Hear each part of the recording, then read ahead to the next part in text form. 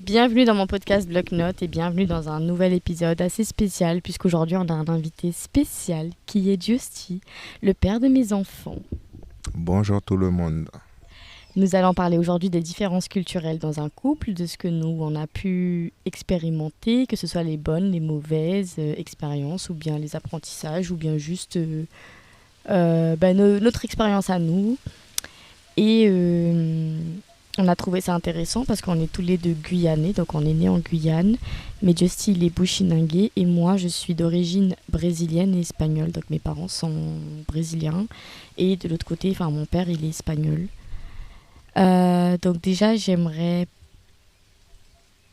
parler du fait que, premièrement, faut savoir qu'on ne se comprend pas surtout à cause de ça. Enfin, à cause de ça, c'est pas très grave, mais il y a beaucoup de choses où on ne se comprend pas. On a aussi beaucoup de différences culinaires et on a deux personnalités très très différentes. Donc Justy, il est plus timide. Et toi, plus sociable? Voilà, Justy, il est plus fermé, il s'ouvre pas forcément, il communique pas assez. Et toi, plus ouverte? Voilà, même si moi, je vais direct aller Le sujet? dans le sujet, dans la dispute. On a aussi des enfants, donc on va aussi parler un petit peu de ça, comment on fait et tout. Et premièrement, comment on a fait pour gérer nos langues, vu qu'il y a 4 langues, il y a le français, il y a le portugais, il y a l'espagnol et il y a, on va dire le bushinagé, même si ça veut rien dire, mais il y a le bushinagé. Du coup, comment on a fait pour gérer ça? Déjà, c'est un truc qu'on voulait déjà. On était d'accord sur ça. Et c'est allé. On était d'accord sur quoi, Justy? On parle de langue et tu me dis on était d'accord sur quoi? Bon, on était d'accord sur le fait que déjà pour nos enfants, on allait les transmettre nos langues, mais aussi tu pouvais dire que toi et moi, on a fait des trucs avant d'avoir les enfants. On a fait en sorte de parler la langue de chacun. On était déjà ok pour. Non. Toi, tu me l'as pas appris. C'est pas pareil, j'ai appris tout seul. Et je l'apprends tout seul encore. Malgré que tu es prof de portugais. Je suis pas officiellement prof, hein. Oui, mais t'es quand même payé. Ouais, je donne des cours de portugais. Oui. Mais Ça reste quand même la même chose. voilà. Donc déjà, il y a plusieurs langues chez nous. Ensuite, quelles sont les bonnes expériences que tu peux citer, même si c'est pas toutes, mais quelques bonnes expériences que tu as eues depuis que tu as connu un couple où il y a des différences culturelles? Les bonnes expériences que j'ai eues, c'est d'avoir des enfants avec quelqu'un qui n'est pas de la même origine que toi. Ça fait que tu as des nouvelles expériences. Tu vois d'autres trucs qui viennent pas de chez toi. C'est différent. Ok. Moi, j'aurais dit qu'il y a plusieurs langues. Ouais, avoir une famille aussi, puisque tu transmets les plusieurs langues. Les plusieurs langues? Les différentes langues. Après, j'ai aussi eu une bonne expérience. Moi, je suis fille unique, donc le fait que j'ai eu une autre famille, en plus, j'ai été bien accueillie aussi chez toi. Donc ça aussi, ça m'a fait une bonne expérience. Et j'ai goûté des légumes de mon pays, enfin de la Guyane du coup, que je connaissais pas. Tu peux leur dire c'est quoi comme légumes dans ta langue? Le soplopo. C'est chute ça. Je connaissais pas du tout. Alors que quand même il y a ça au marché. Il y a Kourou, je l'ai vu l'autre jour là au marché à Kourou, je savais même pas qu'il y avait ça. T'habites pas à Koro. T'habites en Espagne. Après, c'est aussi une des choses à dire, c'est que comme chez moi il y a plusieurs cultures, il y a des choses de la Guyane que je connais pas. Je connais le Féijan, tout ça, ok, et le Wassa et tout ça, mais je connais pas forcément les trucs locaux. Elles connaissent que le charque, calabraise, féjan, Euh, quoi encore? Tu peux dire vatapa, takaka. Oui. Vatapa, takaka, mokoto. C'est que ça. Mais sinon, Bami, elle mangeait pas Bani. Ah, Bani. Babi. Ni le bami, ni le nasi. Bon, j'avais goûté, mais j'avais pas l'habitude de manger, donc voilà. Et toi aussi, t'as mangé du coup beaucoup de choses brésiliennes chez moi. Bah oui. C'est ici que j'ai goûté beaucoup de trucs. À part le calabraise, hein, j'avais déjà goûté depuis. Ça, c'est pas toi qui m'en as appris. Ni le féjan. Chaud, c'est une autre brésilienne? Non, là, tu parles là, tu dérapes là. Mais ouais, du coup, ça, ce sont les bonnes expériences, je dirais. Peut-être qu'après, au fil du podcast, on va en dire d'autres. Il y en a plusieurs. Il y a le fait de rencontrer ta famille, tes cousines, bon, en général, même les amis, ta famille. Ça a été une bonne expérience. J'ai rencontré des gens bien, comme Kassour. Big up à lui. Big up Kassoul. Jamais il va écouter ce podcast. Hein. Jamais. C'est vrai, en plus, ça a été un des premiers que tu as rencontré chez moi quand tu es venu. Ouais. Mais après, il y a aussi des mauvaises expériences. Oui, ça c'est sûr. Comme dans chaque famille, chaque endroit. Ouais, parce que du coup, nous, on n'avait pas notre maison à nous. Donc, on était obligé d'être chez... Ben, moi, du coup, chez les parents à Justy et Justy chez mes parents. Donc, du coup, il y avait ça aussi qui rentrait en compte. Et comme on n'a pas les mêmes cultures, ben, on a des différences. Déjà, lui et moi, on ne se comprend pas. Mais si en plus de ça, il y en a un qui ne communique pas et que quand je vais là-bas... Ça, c'est moi. Voilà. Et après, il y avait aussi des préjugés. Moi, j'avais quelques préjugés sur ta culture. Comme la fois où j'ai été à Maïmon, que tu m'avais dit oui, ma mère veut laver Zaya. Et moi, je pensais que c'était douche. Ouais. Et c'était bain. Traditionnel, mais vas-y, il n'y a rien de traditionnel dans ça. Parce que c'est juste pour que l'enfant soit bon et pas avoir mal au corps. C'est tout. Voilà, donc pour ceux qui ne savent pas, c'est des bains à base de plantes.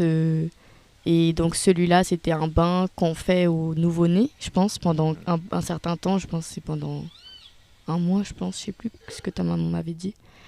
Et ça permet de les rendre plus forts, c'est ce qu'on dit et tout. Plus forts, plus résistants aussi aux maladies. Et en plus, ça sent bon. Sauf que moi, je ne savais pas.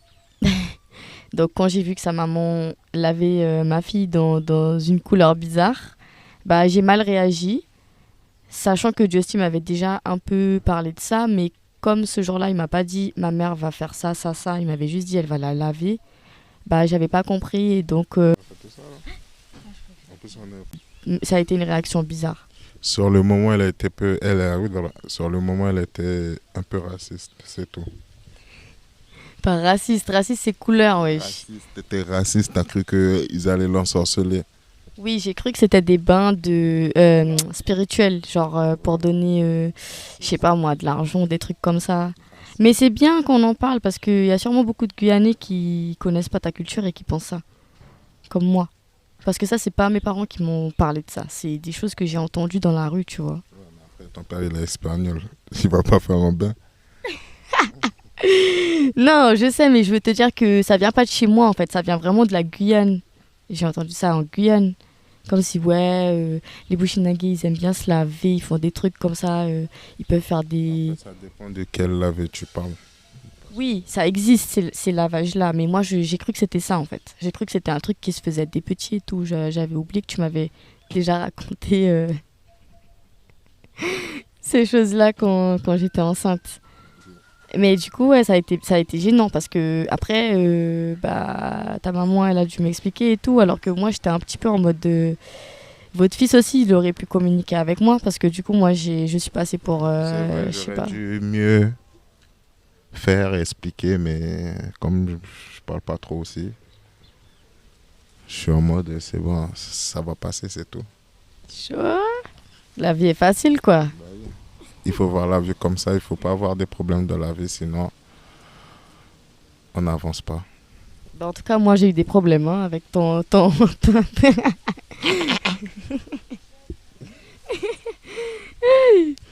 mais oui, du coup, voilà. Après, je pense aussi que ma maman, elle avait aussi quelques préjugés sur ta culture. Donc ça a été dur pour toi aussi quand tu étais venue. Jusqu'à maintenant.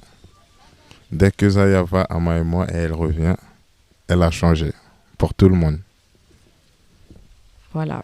Après, c'est aussi une question de caractère. Elle a son caractère et tout. Mais je suis consciente qu'elle a son petit côté jugement. Mais ça aussi, c'est bien de le dire. Parce qu'on va pas se mentir, les Brésiliens, ils jugent beaucoup. Raciste. Non, en plus, je sais même pas si on a le droit de dire ce mot-là. Mais ils jugent beaucoup les Bushinagé ici en Guyane. Donc, voilà. Ça prouve que... Enfin, c'est pas ça prouve. Ça démontre que même en Guyane, Enfin, je trouve que... Avant Sabiboto sur Instagram, que je vais mettre en description. Et déjà, allez la suivre. Allez. Grosse big up à elle. À Sabiboto. D'après toi, qui d'autre? À elle. Bah oui. Ah, ok. Bah oui, big up à Sabiboto parce que du coup, elle explique aux Guyanais ou même aux personnes qui sont intéressées sa culture, etc. Et je pense que la Guyane, elle en a besoin. Déjà qu'on ne connaît pas notre propre culture, bah, c'est important de connaître celle des Bushinagé puisqu'ils Parce sont en que même Guyane moi, je depuis un ne bon connais pas moment. ma propre culture. Enfin, la plupart des choses, je ne connais pas. Et ça aussi, ça a posé beaucoup de problèmes entre toi et moi parce que des fois, moi, je m'attendais à ce qu'il m'explique des choses et lui, il m'expliquait pas. Et moi, j'interprétais que c'était sa personnalité. Et c'est après que j'ai su qu'en fait, bah, il savait pas forcément tout. Et tes cousines aussi, elles m'ont dit que généralement aussi, on transmet un peu plus les choses aux femmes que aux hommes. J'ai pas raison? En quelque sorte, non. Oui et non. Parce que j'oublie pas que je suis un gars de Kourou, d'une ville. Je sais pas de... Bon, Ouais, t'as pas été au village toute ta vie, quoi. T'allais plus en vacances et tout. bah oui. Voilà, c'est ça. Donc t'as moins pratiqué, bah, je sais pas moi, les rituels, les traditions ou les choses comme ça. C'est ça? Oui. Ok.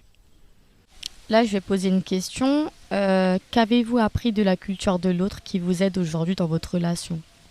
Qu'est-ce que tu as appris de chez moi qui t'a aidé dans notre relation? Pas grand-chose. Pas grand-chose. Ok, au moins c'est sincère. Bon, moi j'ai appris... Il y a beaucoup de choses que je savais déjà et on fait pas grand-chose ici. Ouais, c'est vrai. Si peut-être j'étais parti vraiment chez toi au Brésil, peut-être là, j'allais voir comment, je sais pas moi, comment vous abattez les animaux pour les préparer, genre là pour là quoi. Parce que là-bas, vous aimez faire ça. Des tables de là à là-bas, il n'y a que de la viande. Frit ou pas frit, barbecue ou pas barbecue. Oui, c'est vrai. C'est vrai. D'autres trucs, je sais pas moi, comment vous faites le couac là-bas. Parce que je suis sûr chez moi c'est différent. Non, c'est pareil. J'ai été à un village où j'ai pas fait parce que j'étais petite, mais j'ai regardé, c'était pareil le déroulement. Mais peut-être que vous avez une technique. Parce que, exemple, chez nous, on n'utilise jamais de machine pour faire le wassaï. Et que chez vous, vous utilisez des machines. Mais je pense que c'est parce qu'au Brésil, on mange tellement ça, enfin au nord du coup, pour préciser, parce que c'est pas partout. De là où ma mère vient, on n'en mange pas tant que ça. Mais Macapa, Belém, tout ça, qui sont de là où viennent la plupart des Brésiliens de Guyane, mais ouais, dans le nord du Brésil, ils mangent tellement de wassaï que je pense que c'est vraiment dur maintenant même de trouver du bon wassaï, genre du vrai wassaï. C'est chaud quand même. D'ailleurs, petite parenthèse, le wassaï du Super U est super bon ici à Kourou. Tu vois que c'est du vrai, tu sens même des petits morceaux de wassaï. Et celui de Maïmon aussi, c'est super bon. Tu sens que c'est du vrai. Mais quand tu achètes ici sur des Brésiliens, c'est pas que c'est pas bon, mais tu sens que c'est trop parfait. Je sais pas si tu vois le truc. Oui, c'est une machine. Comment ça va pas être trop parfait? Non, mais des fois, ils mettent même des trucs pour que ce soit gros, genre épais. Levure. Levure ou même farine. Oui, mais c'est vrai, ils mettent de la farine de blé. Ah, Il y a même eu un endroit où ils avaient trouvé du papier toilette. Ils mettaient dedans. Ça défaisait dedans et du coup, ça le rend épais. ok. Mhm. Mais c'est vrai que ça, j'ai pas vraiment précisé dans ce podcast, mais comme je suis en Guyane et ma mère, elle est brésilienne, mon père, il est espagnol, c'est loin. Donc moi, je connais un tout petit peu de ma culture, de mes cultures, mais c'est pas tout le temps qu'on y va. Et c'est vrai que depuis quand j'ai eu des enfants, je suis pas allée au Brésil et Dieu aussi non plus du coup. Et du coup, toi, t'en penses quoi? C'était quoi la question encore? Ah, qu'est-ce que j'ai appris de ta culture qui m'a aidé aujourd'hui? Et c'est un truc qui m'a aidé même dans ma vie de tous les jours, hein. Mais ben, encore une fois, j'ai pas beaucoup de famille en Guyane, donc le côté. En fait, moi, quand j'ai eu les enfants, enfin ma première fille, du coup, notre première fille, je voulais trop montrer à mes parents que j'arrivais à le faire et tout, que j'étais solo. Pas solo, mais je voulais faire les trucs solo. Et pour moi, c'était pas normal de demander de l'aide. Et en fait, quand je suis arrivée chez toi, j'ai vu ce côté. Les femmes, elles sont entre elles, enfin pas entre elles, elles s'entraident, voilà, elles s'entraident, il y a de la solidarité et tout. Et du coup, ça m'a un petit peu, pas sur le moment, mais peu à peu avec le temps. Et toi aussi, quand on a eu la deuxième, pendant 3 mois, du coup, c'est dans la culture de Justy, mais bah, l'homme ne peut pas toucher la femme, on peut pas. Non, c'est pas ça? 2 mois? Ah, c'est 2 mois? Parce que du coup, au Brésil, c'est 3 mois de quarantaine où on peut rien faire normalement. On peut pas sortir, on peut pas prendre le début de soirée là. Et ça, chez vous, c'est presque pareil aussi. On peut pas prendre du vent, des choses comme ça, le bébé non plus. Et pour la première, on n'était pas forcément tout le temps ensemble les 3 premiers mois. Mais pour la deuxième, on a été ensemble. En plus, on a été tout seul, toi et moi. Et j'étais un peu surprise parce que il a vraiment respecté ça. Donc on pouvait pas dormir ensemble. T'as pas dormi avec moi. En tout cas, c'était très rare. Et si tu dormais avec moi, c'était parce que il y avait vraiment urgence, je sais pas moi, parce qu'on avait 2 enfants déjà. Et tu faisais attention à ce que les fenêtres soient fermées aux bons horaires et tout.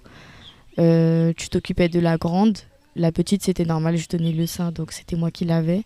Mais voilà, pendant 2 mois, 3 mois, c'est toi qui t'occupais de la maison et de la grande et tout. Moi, je devais juste nourrir la petite et prendre soin de moi et voilà quoi.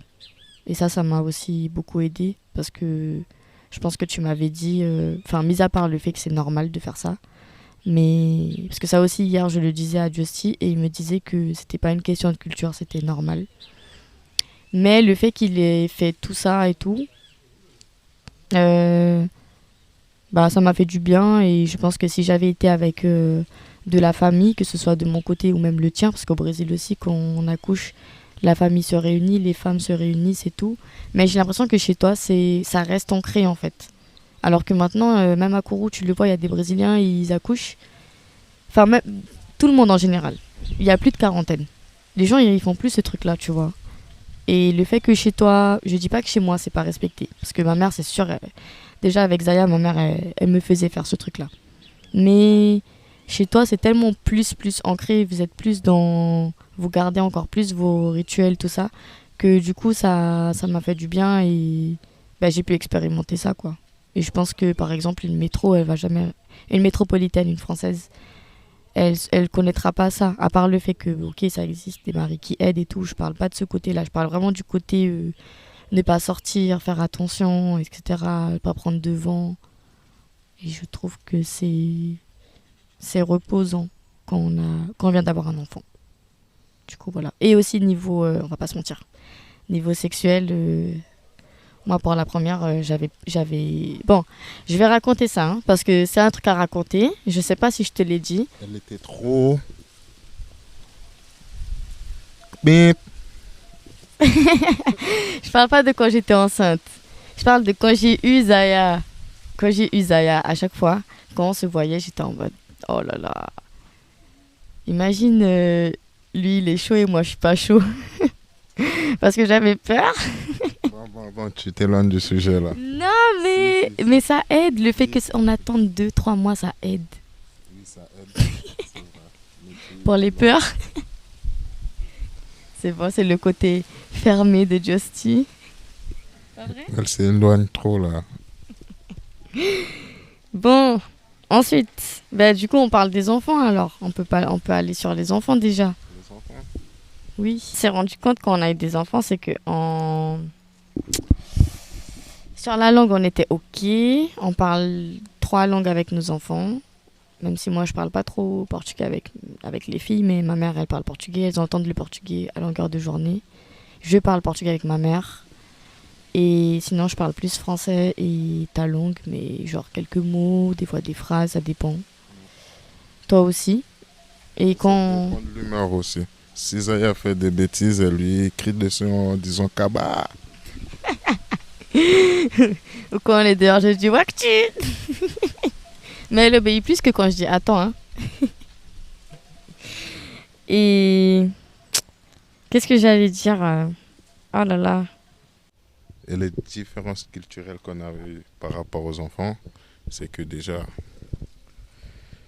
pour toi, quand je donne à manger à Zaya à la bouche, pour toi, c'est quoi? C'est que je suis trop papa poule, que Zaya marche trop sur moi, alors que chez moi, si l'enfant ne veut pas manger et que l'enfant n'est pas plein, on le force à manger, on lui donne à la bouche, tout simplement. Alors que toi, quand je fais ça, tu crois que quand je vais repartir, elle va pas manger celle alors que c'est pour l'obliger à manger pour qu'elle aille dormir. Pleine. Le Ouais. ventre plein. Oui, tout simplement. Le micro. Et le micro débande.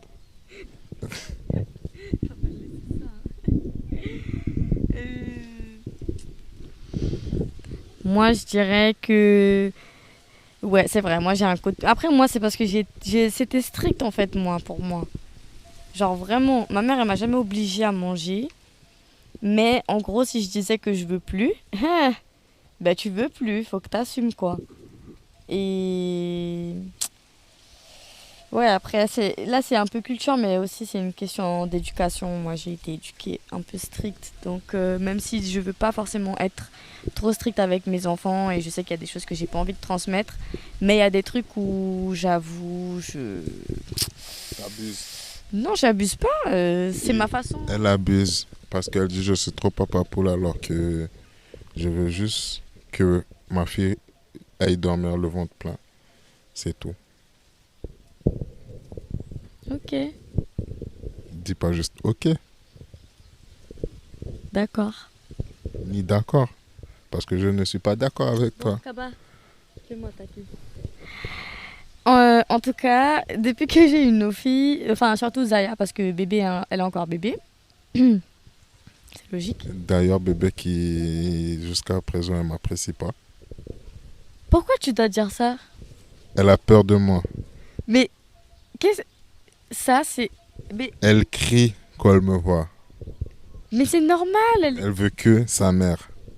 Mais c'est normal. Elle est raciste. Justy, je sais pas si on a le droit de... Bip. Ou bon, elle a peur de toi quand elle veut. Hein. C'est quand je suis là, elle a peur de toi. Ouais. Et c'est même pas peur. C'est...